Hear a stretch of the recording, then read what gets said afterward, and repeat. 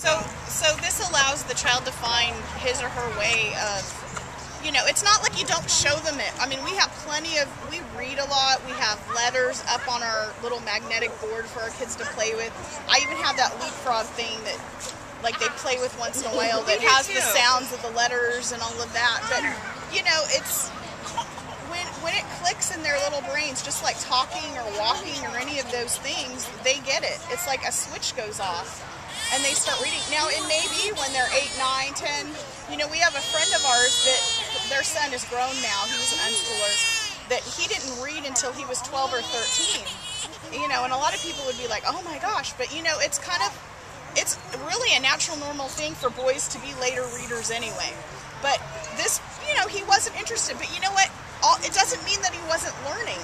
I mean, he had all these other things to do and remember and memorize and be passionate about that he really got into. And the thing was, once he did start reading, he was at college level in like 6 months. It doesn't take a long time when you're motivated. Yeah, and the thing is that he had all this other knowledge, and there's even studies out there that show kids that are later readers have better memorization skills, have better skills as far as like taking in information and using it and all of that, than having to do something that is coerced or forced when they're not ready.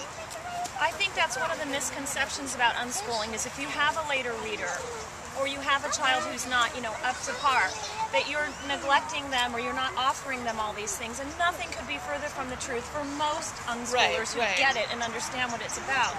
I'm very connected to my boys. We spend a lot of time every day. I'm pretty sure I spend more time with them than the traditional parents do. And a lot of that time is spent doing things like reading, researching whatever whim it is they want to know about on the internet.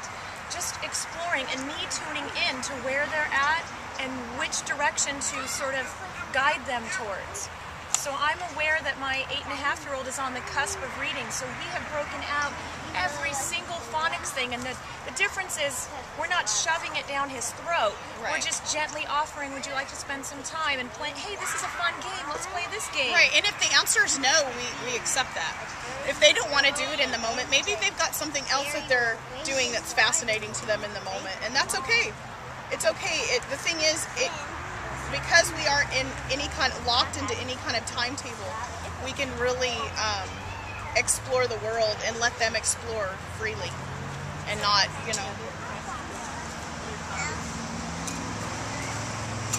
Oh, go ahead. I have a 10-year-old in a very traditional Irvine school district, and she's absolutely, completely turned off about anything to do with learning. Right. She won't even pick up a book that she likes to read. Right. That's really common. That happens a lot. Did you say how long is She's she? 10. She's 10.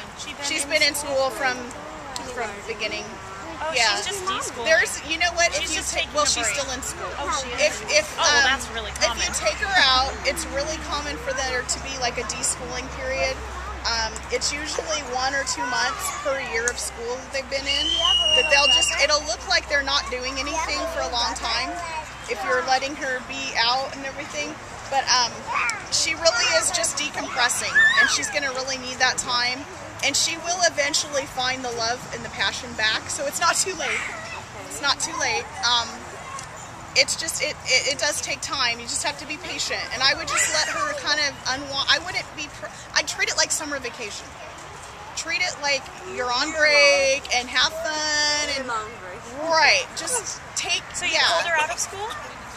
No, she's in school, but she doesn't have any desire to I'm read. afraid to pull her out because she will just vegetate the entire day. But that's okay. She's will. going to need that. She will She's going to need that. She needs it desperately. You know what? When I got out of, this is just from my own experience, when I was out of my school, 12th grade, I took forever to go to college because I was just so, I eventually got my degree and moved on and all that, but I was so burned out by my, and I liked school up until about junior high. And then I just was so burned out and tired of it and everything. And I did well in school. It wasn't like I was a bad student or anything. I just was burned out and just tired and not happy.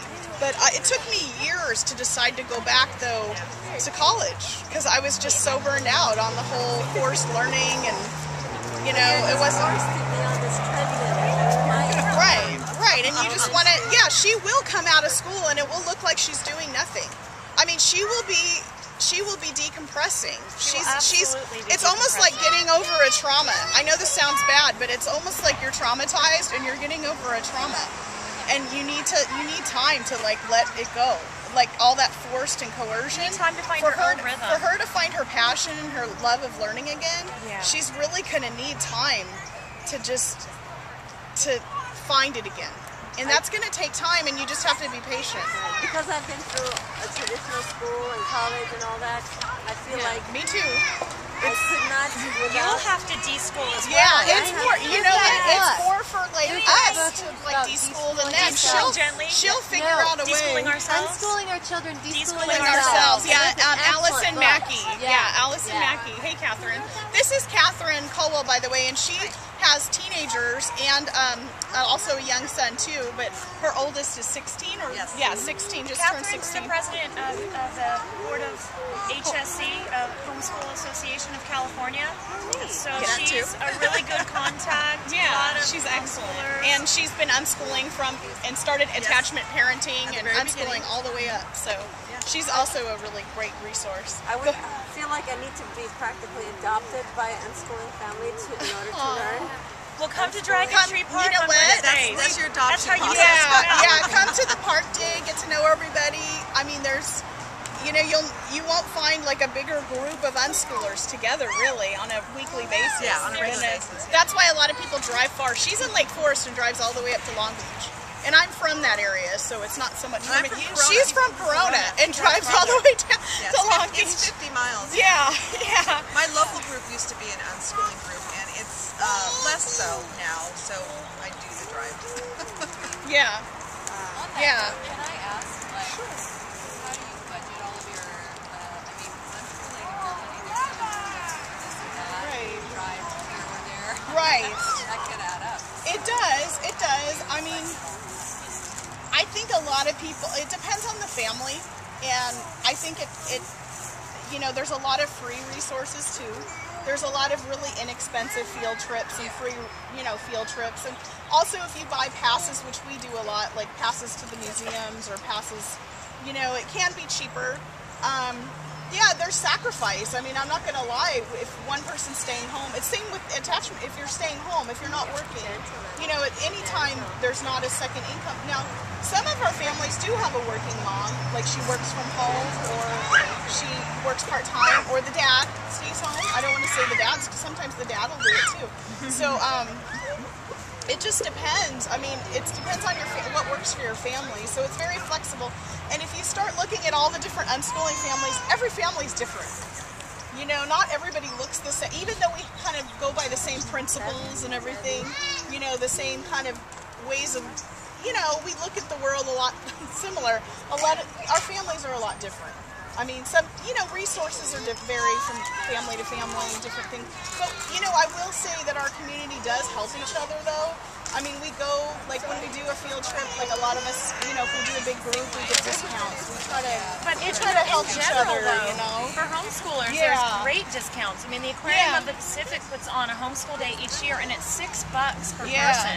Yeah. Their normal admission is like $20. Yeah. We're there lucky, are and so here in many. Southern California. Southern California. Yeah. It's like a domino effect. More and more places are offering fabulous discounts if you're homeschooling. Yeah, there are, and you can even get like a teacher's card, like for Joanne's For the bookstores, Fabrics like and the 20% bookstores. off. If you're a home educator, It's like a big secret. yeah, it is. It Homeschool is. discounts. Right. I mean, because they look at you as a teacher, so You know, and going to school is not really completely 100% free. There's always little fundraisers you have to More do, and more and now. any kind of Especially now. recreational stuff, any sport you have to.